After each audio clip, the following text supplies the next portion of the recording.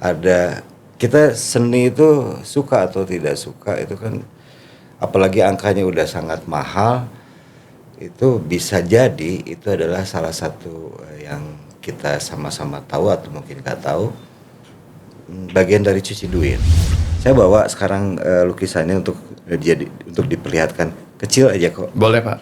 Kecil aja, menarik sekali ini. Ini lukisannya Mas Syukur Setiobudi, monggo. Ini apa namanya Pak?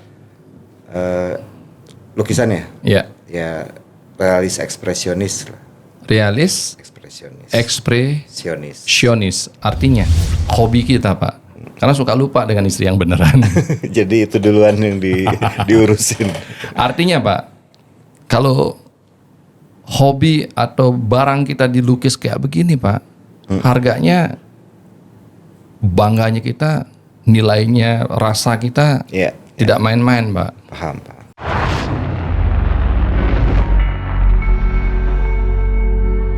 Pasti ada solusi. Bicara cerdas, pasti ada solusi. Semua orang memiliki yang namanya keputusan. Keputusan atas apa? Keputusan atas perjalanan hidup. Apapun perjalanan hidup itu, itulah keputusannya dia. Dan itulah dia. Maka dari itu, senangilah, bertanggung jawablah, dan fokuslah atas keputusan yang telah kita putuskan atas hidup kita itu. Bertanggung jawab dan senangi ternyata tidak cukup. Perlu yang namanya apa? Perlu yang namanya penjiwaan. Kalau kita bicara penjiwaan, berarti tidak bisa lepas dari yang namanya seni. Teman diskusi saya pada sore hari ini di WS Arta TV adalah seorang kolektor seni. Kurator seni. Siapakah beliau? Beliau adalah Bapak Nurdwi Subagio Katon. Asli mana Pak? Bapak dari Solo, ibu dari Minangkabau, campur Aceh. Jadi udah gado-gado. Kok bisa di Bali ya? Nah, di Bali perjalanannya jadi panjang ceritanya ya. Ceritanya jadi panjang karena Bali kita ngelihat dari kenapa seni di Bali itu menarik ya. Karena sepertinya indeks kebahagiaan di Bali dengan seni dan adat ini justru lebih hidup ya dibandingkan dengan daerah-daerah yang lain di Indonesia gitu. Makanya mungkin begitu juga yang membuat banyak wisatawan mancanegara yang ke sini.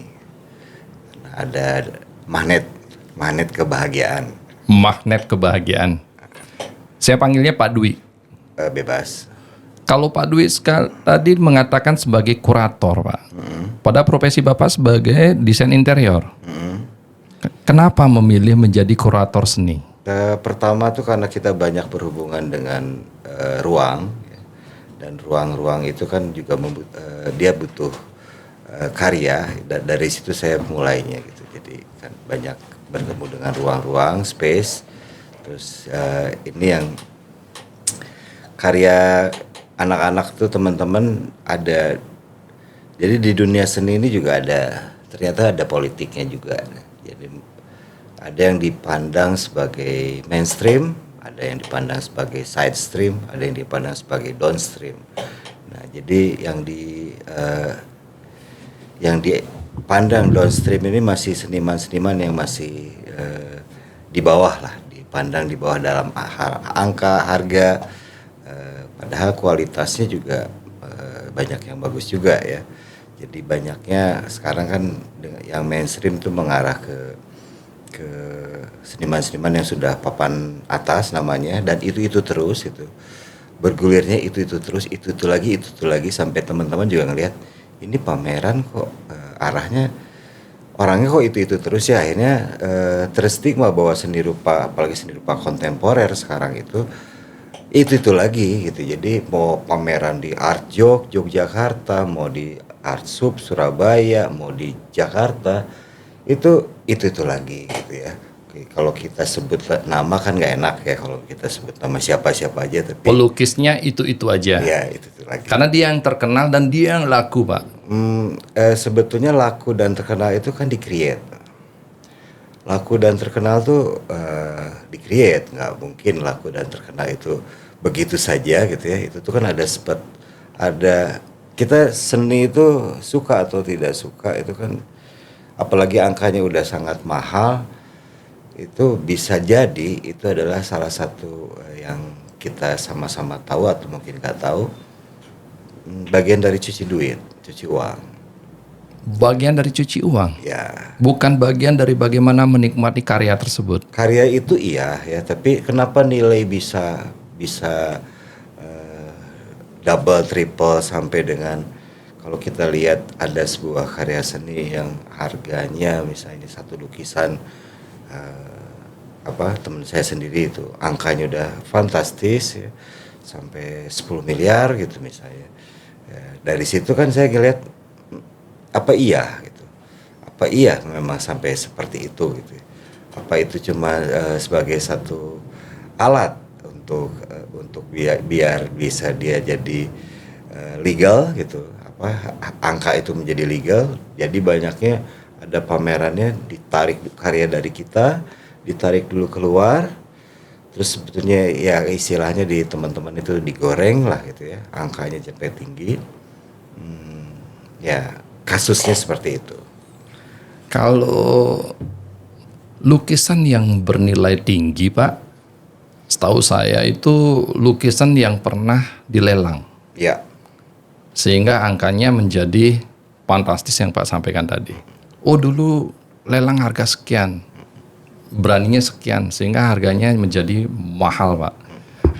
Dan karena memang dia punya, saya menikmati lukisan hanya sebatas dari bentuknya. Tetapi seniman atau seni lukis atau pelukis atau penikmat seni lukis menikmati lukisan penuh dengan cerita dia, Pak. betul. Satu lukisan bisa ceritakan berhari-hari, berminggu-minggu, berbulan-bulan. Nggak beres-beres kalau ngomongin lukisan itu, sama dengan seperti kita ngomongin motor atau mobil antik, itu bisa sampai begadang, terus besok lagi ngobrolin yang sama juga tetap menarik gitu. Jadi nggak ada, memang seperti itu karena kita kan itu bisa disebut bagian dari kesenangan ya. Jadi karena senang mengerjakannya, senang melihatnya, yang beli harus senang. Kalau yang belinya nggak senang, ya nggak bisa ya gitu. Terus apalagi harganya fantastis, wah nggak mungkin lah kalau nggak senang. Kalau Pak Dwi sendiri, kenapa memilih seni lukis dan menjadi kurator? Itu tadi dikatakan karena memiliki ruang-ruang tersendiri. Bagaimana Pak Dwi menikmati seni lukis itu, Pak? Karena ini perjalanan panjang ya, Pak Arta. Perjalanan panjang, saya tuh mulai tinggal di dulu waktu kecil. Ini nggak apa-apa panjang dikit. Iya, Pak. Waktu kecil tinggal di sebelah rumah tuh, ada di sebelah salah satu maestro namanya Pak Popo Iskandar. Terus di sebelah saya juga itu tuh karena tinggal di komplek perumahan dosen, di sebelah itu ada seni rupa, ya, seni rupa IKIP waktu itu ya. Kalau sekarang jadi UPI lah di Bandung. Jadi tiap hari itu cuma itu yang dilihat gitu ya. Terus banyak, mulai dari kesenangan dulu tadi gitu. Karena melihat lukisan dari kecil. Dari kecil Di Bandung. Di Bandung belajar ngegambar dari kecil di Bandung. Yang nggak berencana juga untuk masuk ke seni rupa ITB, nggak berencana juga ya, berjalan begitu saja. Oh, Bapak dari seni rupa ITB? Ya, dari seni rupa ITB, terus berjalan begitu saja. Terus padahal saat itu saya juga, karena dulu kan ada si Penmaru, keterima juga yang lain. Di Jogja keterima mekanisasi kehutanan di kehutanan UGM, sama satu lagi di ISI. ISI itu malah keterimanya bukan interior tapi lukis di ISI. Nah Nah, kenapa pilihannya akhirnya di Bandung waktu itu ya melankolis, mungkin orang tua jangan jauh-jauh lah dari Bandung gitu ya. Udah jadinya akhirnya di Bandung. Lagi juga zaman itu lagi masa-masanya rame kumpul kebo di Jogja. Jadi orang tua saya takut saya kumpul kebo, malah bukan sekolah. Malah yang Begitulah. enggak Pak ya. Berarti kesenangan itu, hobi itu pengaruh besarnya sangat berpengaruh atas potensi lingkungan.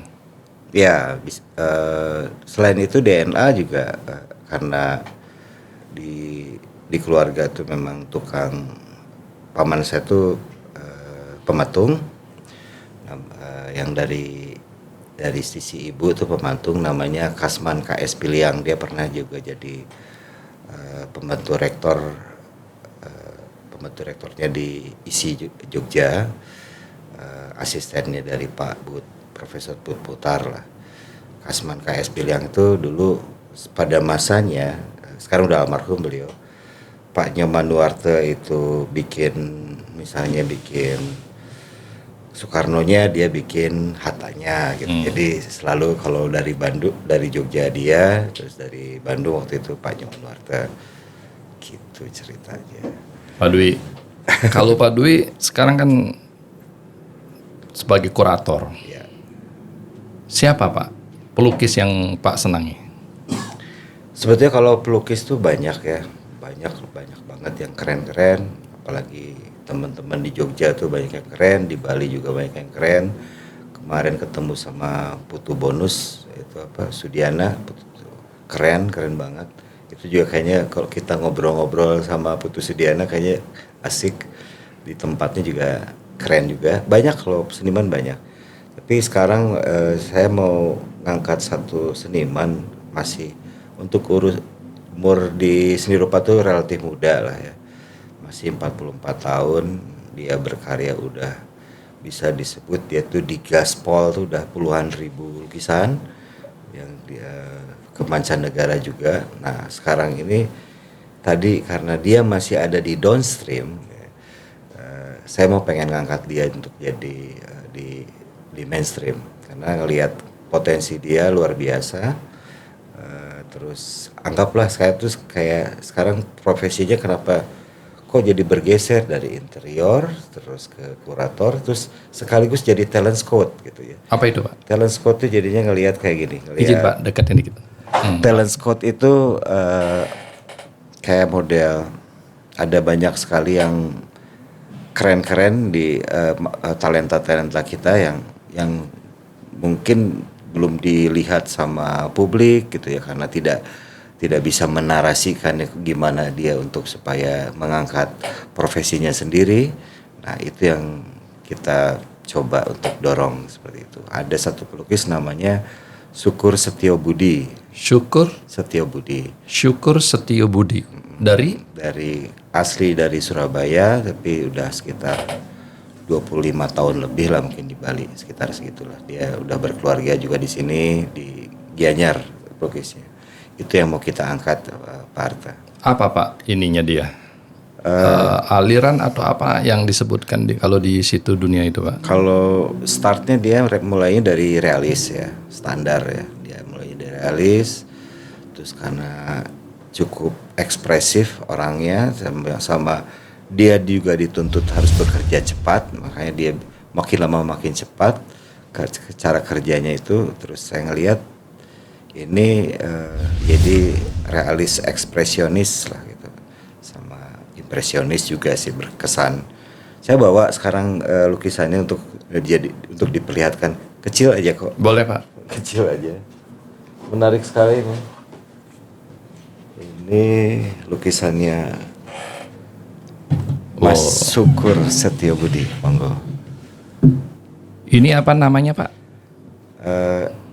Lukisannya? Ya. Ya, realis ekspresionis lah. Realis Ekspresionis. ekspresionis artinya? Artinya itu tuh kita bentuknya masih kita bisa lihat bahwa itu bentuk yang realistis, tapi dia menggunakan tekniknya dengan teknik yang ekspresionis ya, jadi kecepatan tinggi gitu, speednya untuk bikin satu lukisan ini cepat banget gitu. Berapa lama Pak? Ini sekitar 2,5 jam lah untuk ini untuk jadi seperti itu. Dan 2,5 jam Pak ya? Wow. Berarti Pak siapa? Setio? Pak Syukur itu. Panggilannya Pak Syukur. Pak Syukur berarti lebih ke otomotif. Dia seneng banget sama otomotif. Kadang-kadang dia mimpinya dengan mobil gitu. Jadi kayak pelukis itu seperti anak-anak ya Kak. Jadi kadang dia mainnya masih main game mobil, sampai mimpi mobil, kayak mobil tuh buat dia jadi persoalan. Mobil buat dia jadi persoalan. Jadi persoalan, terus jangan selalu jadi apa ya, seperti momok atau menghantui dia gitu ya. Biasanya hibur. Jadi melukisnya ini tuh sebetulnya mobil-mobil itu tidak bermaksud untuk melukis order juga. Cuma memang dia melepaskan ekspresinya itu, dia kalau dia ngomongin mobil atau misalnya ngomongin cuma game mobil-mobilan aja kayak anak kecil. Kayak anak kecil. Pak Dwi. Ya. Kalau saya sendiri menikmati lukisan itu dari apa? Dari tampaknya. Dengan saya melihat tampaknya ini seperti melihat foto aja. Pak Dwi sendiri bagaimana caranya menikmati ini Pak? Menikmati bahwa lukisan ini lukisan bagus. Oke. Kalau misalnya itu lukisan bagus atau lukisan nggak bagus itu kan sebetulnya kan seperti jadi kita satu sisi kita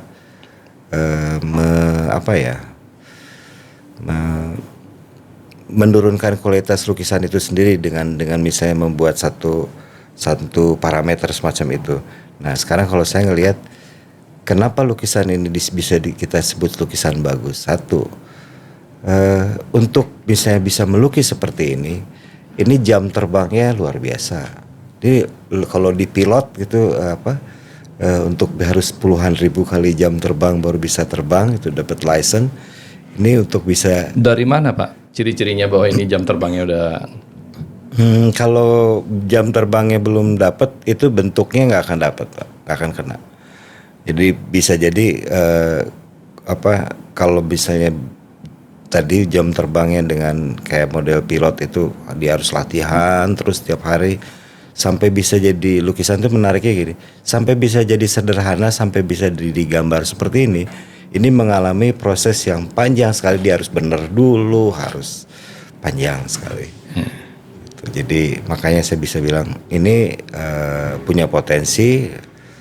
Teman kita ini karena dia masih muda, masih 44 tahun, terus kita kan selalu kita ngobrolin tentang seni lukis itu banyaknya masih old master ya, yang misalnya Hendra Gunawan, Basuki Abdullah, Avandi, dan saya yakin dengan kita support sama-sama ini orang bisa kelasnya bisa sekelas Joko Pekik, Hendra Gunawan gitu ya. Jadi dan itu tuh kan saya ngelihatnya agak intuisi lah soal itu ya.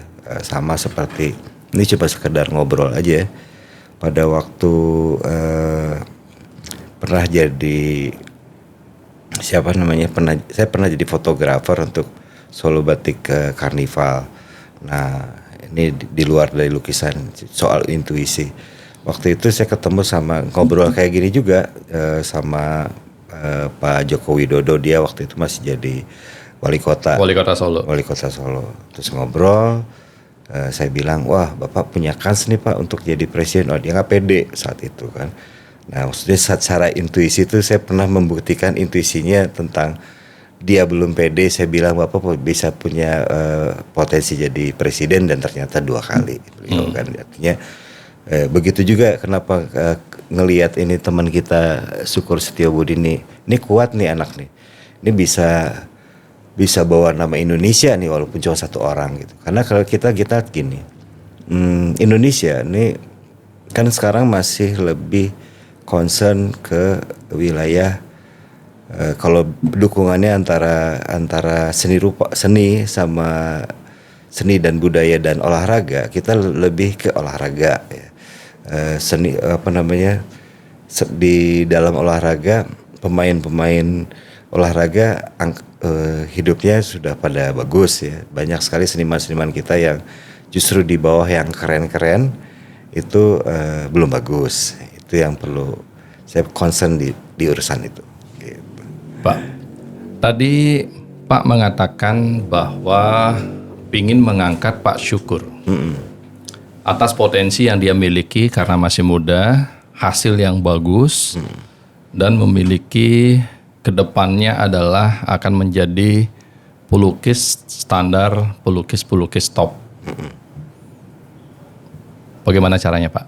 Bagaimana caranya? Tentu saja semuanya juga harus ada salah satu caranya saya ketemu sama Pak Arta di sini.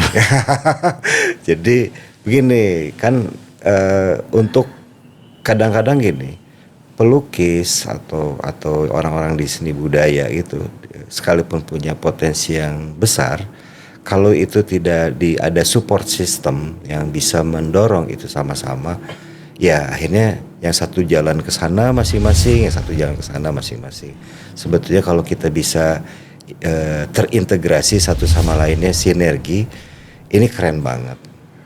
Terutama Bali, keren banget. Gitu. Keren banget itu kita bisa bikin awardnya tuh justru di sini gitu. Jangan kita yang sibuk keluar gitu ya, sibuk kesana kemari, biarin aja seluruh dunia datang ke sini dan ini cuma ada di Bali. Begitu. Dengan cara? Salah satunya bikin exhibition itu kan salah satu bentuk itunya cara. Pameran, Pak ya? Pameran itu sendiri sekarang kan itu yang paling tiap hari itu kan sekarang udah digital sebetulnya. Cuma pameran itu tetap offline itu tetap perlu ada ya. Perlu ada offline-nya ya, tapi sehari-harinya pameran digital itu yang lebih kenceng di online ya. Berarti Pak Syukur ini sekarang jenis lukisannya adalah otomotif. Kalau mobil yang seperti yang Pak ceritakan tadi, karena mimpinya dia selalu di mobil. Dan Pak Dwi rencana akan melakukan exhibition atau pameran, Pak ya? Iya, pameran. Dalam waktu dekat ini ada di mana nanti?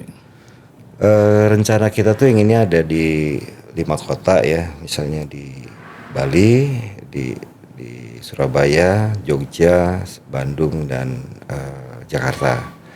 Nah, untuk itu tuh ya nggak harus digas, harus gimana natural, tapi 5 kota tadi tuh salah satu untuk mengangkat nama seniman itu perlu melewati 5 kota. 5 kota itu ya, Surabaya. Pertama Bali dulu. Bali ya sebagai tempat untuk official base-nya di sini dulu. Nanti setelah itu baru ke Surabaya. Makin lama makin ke barat gitulah. Terakhir di Jakarta. Misalnya seperti itu. Kalau seniman bicaranya memang natural. Seniman pertumbuhannya memang natural. Karena jiwa Bapak adalah jiwa seni, Pak. Kalau saya kebetulan di samping memang sebagai pengacara, kerjaan saya kan gelar saya sarjana ekonomi, sarjana hukum. Oh, komplit. Artinya Pak, saya juga sebagai konsultan bisnis. Oh, mantap. Dalam konsultan bisnis, tadi bahasa Bapak adalah support system. Support system. Support system itu Pak, kalau dalam dunia bisnis, itu tidak ada yang natural. Kita buat, kita ciptakan. Oh, itu mantap. Dan kita push. Mantap. Kalau Bapak bicaranya sopan sekali Pak, karena Bapak seniman, penikmat. Kalau saya sebagai konsultan, kita pendorong Pak. Ayo, dengan senang hati. Nah. Dengan senang hati. Maaf Pak, bukan menggurui. Enggak masalah. Bapak mengatakan tadi Pak Syukur ini seniman yang nantinya layak akan mendapatkan sebagai seniman-seniman besar. Predikat seniman besar. Predikat seniman besar. Karena dilihat dari hasil karyanya, potensinya, guratannya, bentuknya dan lain sebagainya, Ya. itu merupakan potensi-potensi alamiah atau jam terbang, Pak. Jam terbang. Di Indonesia, Pak, di Indonesia ada 2 organisasi masyarakat terbesar yang saya tahu. Yang pertama adalah PSSI, Persatuan Sepak Bola Seluruh Indonesia. Itu organisasinya besar sekali, Pak. Yang kedua adalah organisasi otomotif. Saya salah satunya. Saya adalah salah satu penghobi otomotif. Penghobi otomotif ini, Pak, dari mohon maaf tukang parkir di jalan, sampai pemilik hotel, pejabat tinggi sampai pejabat rendah. Itu menyenangi yang namanya otomotif. Karena saya lihat juga hasilnya bagus ini, Pak. Kalau kita bicara bisnis, ini bicara bisnis, Pak ya. Ayo bisnis, Pak. Saya tidak tahu bicara ekonominya, bicara seninya, Pak. Kalau bicara bisnis, Pak, saya punya teman besar, Om Yos, bos dari Kebun Vintage, Pak. Saran saya, Pak, karena kita punya organisasi besar otomotif dan kita menyenangi hobi kita, bahkan Pak, istri pertama kita adalah kendaraan kita. Karena saya Harley, Pak. Oh, Harley. Itu kita, istri pertama kita kadang-kadang hobi kita, Pak. Karena suka lupa dengan istri yang beneran. Jadi itu duluan yang diurusin. Artinya, Pak, kalau hobi atau barang kita dilukis kayak begini, Pak, harganya, bangganya kita, nilainya, rasa kita tidak main-main, Pak. Paham. Nah, kalau Om Yos ini, Pak, beliau kan kebetulan kurator juga, Pak. Kolektor. Kolektor, bukan kurator. Dia kelasnya udah kolektor, hebat. Kolektor dari mobil. Nah, coba Pak datangin beliau, orangnya humble, Pak. Asik. Pak datangin beliau, humble, foto di salah satu mobil yang paling dia senangi, atau dia dipakai model dulu, di mobil yang paling dia banggakan, dilukis, Pak. Habis dilukis, dipajang di tempatnya beliau. Karya dari Pak Syukur. Oh, gagasannya menarik. Beliau adalah ketua PPMKI pusat saat ini, Pak. Nasional berarti. Nasional. Anggotanya, Pak, kalau beliau tuh ngadain touring di Bali, beliau berkata dibatasi pesertanya hanya 400 mobil. Sampai dibatas. Serius, Pak. Kalau beliau ngadain touring, Pak, bisa 800, 700, Pak. Luar biasa. Bayangkan aja kalau orang tikum di tempatnya beliau di Kebun Vintage, ada lukisan karya dari Pak Syukur, ditempel di sana. Om Yos ada duduk atau bagaimana fosenya di mobil, terus dilihat oleh orang yang lain, Pak. Om Yos buat di mana nih, Om Yos? Itu nilai bisnis, Pak. Oh iya, menarik sekali. Kalau apalagi kalau udah bicara bisnis ini menjadi menarik banget. Berarti kan anggota yang di Balinya aja udah ada berapa banyak? Ribuan, Pak. Di Bali ada ribuan. Ribuan, Pak. Tapi bolehnya cuma 400 ikutan. Enggak, kadang-kadang touringnya dibatasi. Touring dibatasi. Dan jadi yang lain ikutan sama temennya. Yang aja, ada di sana itu bukan orang-orang sembarangan, Pak. Pangdam, Kapolda, keren. Cok Aceh. Cace. Itu bukan orang-orang sembarang. Kemarin kita kan Pak Bangsut, kita ngadain acara baru seminggu kemarin, Pak, di rumah kediaman Pak Bangsut. Di Bali ya? Di Bali, Pak. PPMKI. Anggotanya ribuan, Pak. Dan tempat ngumpul di sana. Keren. Bukan itu aja, Pak. Pak Bangsut tuh MPR ya? Ketua MPR. Ini kalau ngomongin bisnis, Pak. Oh, bisnis lah. Saya kan tidak seninya nih. Ya ajarin lah supaya seniman tuh jangan terlalu seniman, harusnya agak bisnis dikit dah gitu. Push, Pak. Push. Itu pertama, Pak. Ya. Kalau sampai ini Pak pajang di sana, thread, dilihat sama yang lainnya, Pak. Saya yakin ordernya, saya aja mungkin, Pak tolong dong di atas Harley. dibuatin lukisan. Menarik. Pasti banyak foto-foto yang keren ya. Itu ya. PP saya aja di atas motor Bunda ya. Nah, itu pertama Pak. Jero banyak ya foto-foto di itu, di Harley banyak ya. Iya karena saya kebetulan presiden salah satu. Oh ya, pantas klub. oke lah gitu. Menarik. Itu pertama Pak. Saran. Izin Pak bukan menggurui. Nggak apa-apa, santai. Ini yang kedua Pak. Santai. Ini yang kedua Pak. Itu ada lagi Pak. Ya biar Coba jangan satu. Ah, coba lihat. Ada teman. Ini yang kedua Pak. Mudah-mudahan didengar juga nih. Yang kedua Pak, salah satu penghobi otomotif yang gila di Bali Pak adalah Aji Cok Krisna. Wah mantap. Aji Cok Krisna kebetulan mantap. orang dekat saya, Oh, ketua IMI Bali Pak. Ketua IMI beliau ya. Ya, Kalau nggak salah dia waktu ke tempatnya ada Lamborghini ya. banyak Pak. Oh banyak. Bapak kalau main ke Next, showroomnya dia di Next di Ponorogo Pak, itu mobil mewahnya lebih dari 50 apa 60 Pak.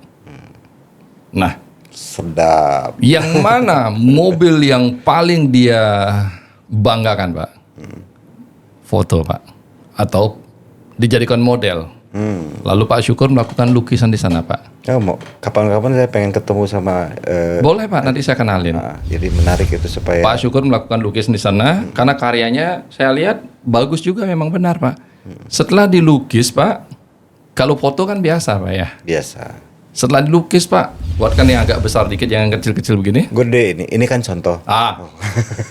Terus Kalau perlu segede mobil. Pak main ke showroomnya, terus dipajang di showroom Next kalau beliau berkenan Pak. Weh. Dan orang yang datang ke sana Pak, bukan orang-orang biasa Pak. Orang yang datang ke sana itu adalah orang yang mampu membeli mobil minimal harganya 600 juta. Minimal Pak. Ini ya kelihatannya yang ini ya Jero Arte ngomong ini justru sedang membuat meng-create market baru. Iya karena Bapak Keren, kebetulan saya konsultan bisnis. Membuat market baru jadi perspektifnya beda nih. Perspektifnya di luar dari mainstream yang ada, kita bikin market baru. Ya justru kita ngomongin malah bicaranya sekarang topiknya ke Market. lebih ke bisnisnya Pak ya. Mohon maaf Pak ya. Gak apa-apa kan memang konsultan bisnis mah. Nah, apalagi Pak, apalagi kalau Pak kenal beliau, dua orang ini Pak, dua orang ini sering mengadakan event-event otomotif yang besar-besar. Ayo sama Kalau Aji sering mengadakan event-event di Next Showroom. Nah, ini mungkin nyambung Pak ya, karena ini kan karyanya otomotif. Jadi- Kalau karyanya mungkin, mohon maaf Pak, ya kayak di Bali apa Legong, Barong. nggak masuk lah ya. Ya, ini karena karyanya otomotif. Siapa tahu Pak nanti karena beliau suka dengan dilukis, di hasilnya. Ayo Pak, adakan syukur di tempat kita adakan pameran di Next Cafe yang di Ponorogo. Pak kalau masuk sana Pak, itu mobil-mobil mewahnya banyak banget Pak. Ini mewah tapi udah tua. Tidak tua Pak. Oh ini. Pak Yos mungkin yang ini ya. Saya punya ini satu Pak. Oh punya juga, tuh kan malahan ada. Betul. Saya ada satu Pak. Nah, anggaplah saya juga ada mobil Mercy ini- yang sudah lama gitu Pak ya. Ini biar ada background ceritanya. Oh, iya. Oke. Nah, siapa tahu diizinkan Pak. Diizinkan untuk yang namanya pameran di Next Pak. Coba Bunda pernah main ke Next Bunda? Belum. Untuk aja. Oh di situ ada banyak musik Bunda. Iya. Di situ ada kafenya. Kapan kita ngopi sana Bunda? Kapan kita ngopi sambil dengar-dengar musik, Iya. ada kafe. Iya. Terus di situ banyak mobil Bunda. Iya. Di Jalan Ponorogo sini. Belum saya. Kalau COVID saya sering. Oh. Iya Pak. Oh, Jadi senang hati. dan kalau lukisnya dipajang di sana Pak, koneksinya beliau kan bukan di Bali ya Pak. Internasional. Bahkan Mas Gibran, semua artis Pak, semua artis kalau ke Bali datang ke beliau. Ya, Bukan saya bilang semua ya, mungkin 75% sampai 80% sudah jadi ini ya, udah jadi patron. bagian dari keluarga Pak. Karena beliau suka memberikan fasilitas Pak, mobil apa dan lain sebagainya. Iya, mobilnya juga banyak, nggak repot. Itu yang kita bisa Siap. sarankan. Siap. Bukan menggurui sekali lagi. Siap, saya manut.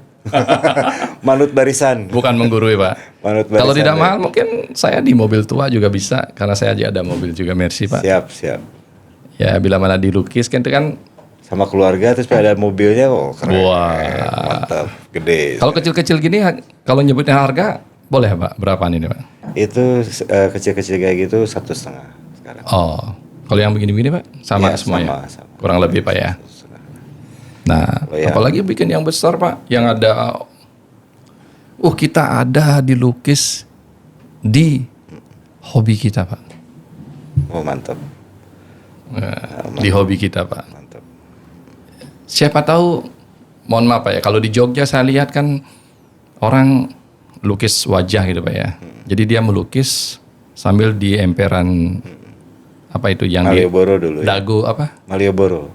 Pak ya. Yang sekarang di dagu di dagu Pak ya. Kalau Dago tuh di Bandung. Di Bandung maksud saya. Di Bandung. Ya. Ya di Malioboro juga di pinggir. Kalau di Bandung yang untuk gambar-gambar itu di mana? Di Braga. Braga maksud saya Pak. Di Braga, ya siapa tahu nanti Aji di next ada kafe ada apa dia bisa ngelukis di sana diliatin begitu banyak orang Pak. Menarik. Siapa tahu Pak. Ya. Nanti tentu saja beli Arta yang ngomong sama beliau untuk merekomendasikan. Boleh Pak, nanti kita kenalin Pak. Karena gitu. beliau juga orangnya humble Pak ya. Humble terus beliau juga welcome semuanya Pak. Ya siapa tahu apa yang Bapak rencanakan, siapa tahu bisa ada manfaatnya Pak. Ya, karena syukur itu kan satu contoh kasus lah ya.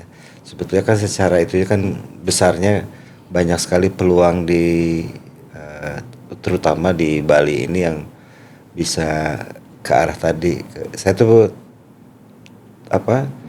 tertarik untuk mengusung gerakan seni kebahagiaan. Itu yang membuat jadi karya-karyanya yang nyenengin aja, bukan karya-karya yang nakut-nakutin atau yang arahnya jadi suka atau tidak suka gitu. Jadi sekarang kita yang bikin seneng aja lah, yang menghibur, yang mudah diterima, menghibur, bikin ya syukur-syukur happy lah untuk yang kerjanya happy, yang punyanya nanti happy juga. Terima kasih. Pak, kalau dari Pak Dwi, apa saran Pak untuk seniman-seniman muda Pak? Seniman-seniman muda yang jelas jangan cepat menyerah. Itu seniman tuh kelihatan seperti gampang ya. Tapi itu kan setiap hari mereka tuh bertarung sama dirinya sendiri untuk bisa berkarya itu sama seperti bertarung dengan rasa malas, bertarung dengan rasa tidak percaya diri, bertarung untuk terus untuk jadi harus punya fighting spirit yang petarung juga gitu. Walaupun hasilnya cuma selembar kanvas gitu, selembar itu, tapi pertarungan di situ untuk jadi sesuatu itu panjang biasanya. Kalau kita belajar, mohon maaf Pak ya, bisnis Pak, atau mengembangkan atas potensi ini, apakah produser atau pembuat jajan mampu memasarkan jajannya sendiri Pak? Belum tentu. Belum tentu. Apakah pembuat mobil mampu memasarkan mobilnya sendiri? Belum tentu Pak. Apakah pembuat rumah mampu memasarkan rumahnya sendiri, seorang developer? Kebetulan saya di properti Pak. Oh, keren. Belum tentu Pak. Kita perlu yang namanya apa? Marketing. Agency. Agency. Nah begitupun kadang-kadang seniman ini kan memang apakah berbisnis apa enggak, kita kadang-kadang tidak berani masuk di sana Pak. Tapi yang pasti apapun yang kita produksi perlu yang namanya support system tadi. Ya. Salah satunya adalah tim marketing Pak. Nah, itu paling penting. Nah, bagaimana kita menginformasikan produk bagus, bagaimana kita menginformasikan kualitas produk ini berpotensi sebagai kedepannya bernilai dan berharga tinggi, Bagaimana kita memberikan informasi produk ini adalah produk yang memang standarisasinya memiliki kelas. Kalau kita tidak sampaikan kepada masyarakat, Pak. Ya. Salah satu bentuknya adalah dengan cara ya yang seperti Pak bilang Sabdi. Mohon maaf Pak, pameran. Tapi ternyata saat ini pameran itu juga tidak cukup, Pak. Nggak cukup. Tapi perlu cari model-model yang memang menjadi model bagi orang lain. Jadi networking tuh tetap nomor satu ya. Jadi kalau misalnya produk yang bagus juga itu kan masih jauh sekali produk tuh dari networking itu tadi. Gimana networking yang misalnya katakan high profile gitu di Bali, high profile di nasional itu ternyata untuk itu juga harus ada strategi, ada macam-macam. Pak Dwi, Ya. harapan Pak Dwi terhadap seniman atau seni lukis di Bali apa, Pak? Seni lukis di Bali dari dulu kan Bali memang sudah punya ruang bukan hanya untuk nasional ya, tapi untuk internasional sampai dengan pelukis-pelukis dulu ada di Sanur ini dulu ada Donald Franz, terus ada Lee Mayer dan di atas ada Antonio Blanco dan lain-lain lah, banyak yang dari luar Ari Smith. Nah di Bali ini SMSR kalau sekarang SMK-nya juga keren ya, dari anak-anak kecil aja gitu udah anaknya bunda cucunya bunda malahan baru kecil aja udah bisa melukis. Dan kemudian ada Abira tuh menjual sama sama temennya gitu. Jadi dari kecil tuh udah bukan hanya berkarya melukisnya tapi sudah bisa jadi entrepreneur dengan ini ya, dengan karya. Dengan karya, Pak. Oke, Pak Dwi. Banyak yang ngobrolnya ya. Dulu kesana kemari. Dulu waktu zaman kuliah di Gunadarma, Pak, saya kuliah ekonomi. Saya membuat tulisan yang namanya marketing rumah sakit. Marketing rumah sakit yang saya buat waktu tahun 97 ditolak. Karena apa? Di tahun 97 rumah sakit itu tidak perlu dipasarkan. Karena pasti rumah sakit itu dicari oleh masyarakat. Jadi tulisan saya waktu itu marketing rumah sakit ditolak oleh dosen. Waktu itu, Pak. Karena pada saat itu rumah sakit tidak perlu dipasarkan. Rumah sakit adalah produk yang pasti laku. Rumah sakit adalah produk yang pasti dicari oleh masyarakat. Ya. Di zaman tahun 97. Tetapi waktu itu saya ngotot untuk membuat tulisan tersebut. Akhirnya evaluasi pemasaran rumah sakit di Indonesia. Evaluasi. Bukan sistem pemasaran rumah sakit di Indonesia. Beriringnya waktu, akhirnya begitu banyak pertumbuhan rumah sakit swasta. Begitu banyak pertumbuhan rumah sakit. Dan saat ini rumah sakit itu adalah wajib ada support system, yaitu marketingnya, Pak. Wajib. Begitupun dengan karya seni. Karya seni itu kan kadang-kadang seniman bagaimana dia bangganya atas hasilnya, bagaimana dia senangnya atas hasilnya, karena begitu menikmati dan jiwanya dia ada di situ, maka nilai daripada karyanya dia itu tidak bisa dihargai.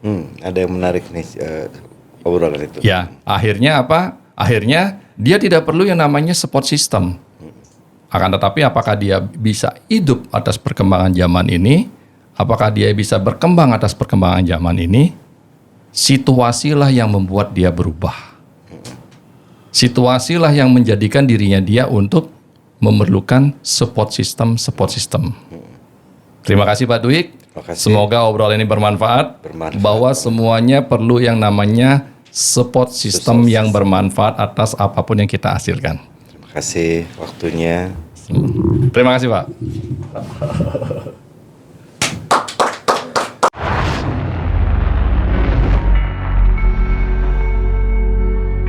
pasti ada solusi.